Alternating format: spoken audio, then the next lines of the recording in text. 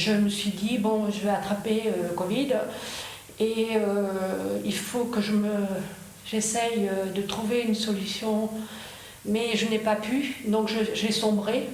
Après 6 semaines d'hospitalisation, Catherine va pouvoir rentrer chez elle.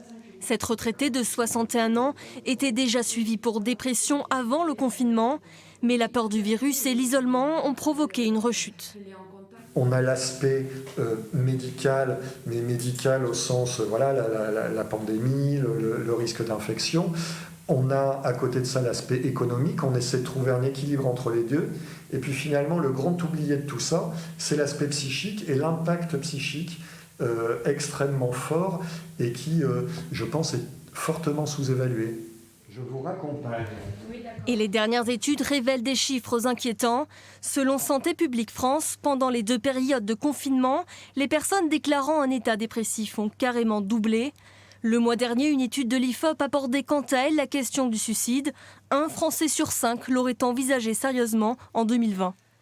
Face à la dégradation des indicateurs, l'hôpital Esquirol propose une aide par téléphone. Cette cellule d'écoute a enregistré près de 300 appels durant le premier confinement. On sent de toute façon une morosité et puis des difficultés.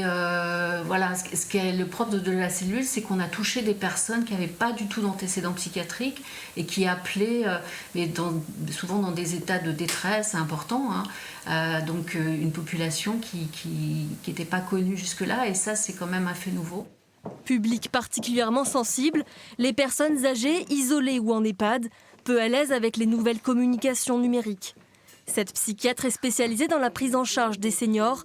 Elle a ressenti la difficulté à garder le lien, comme avec cette patiente de 75 ans.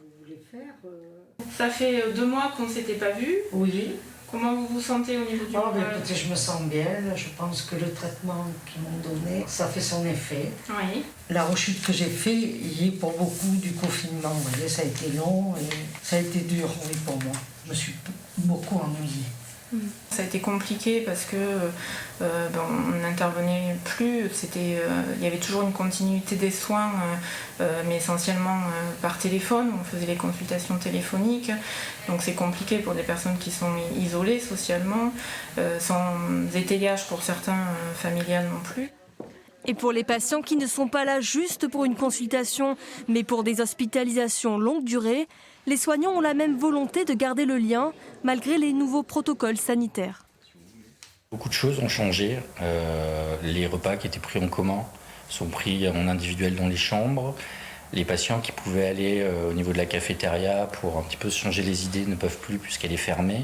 Des activités de groupe où c'est compliqué de les organiser, du fait des distanciations de nos locaux qui ne sont pas forcément aménagés pour cet espace-là.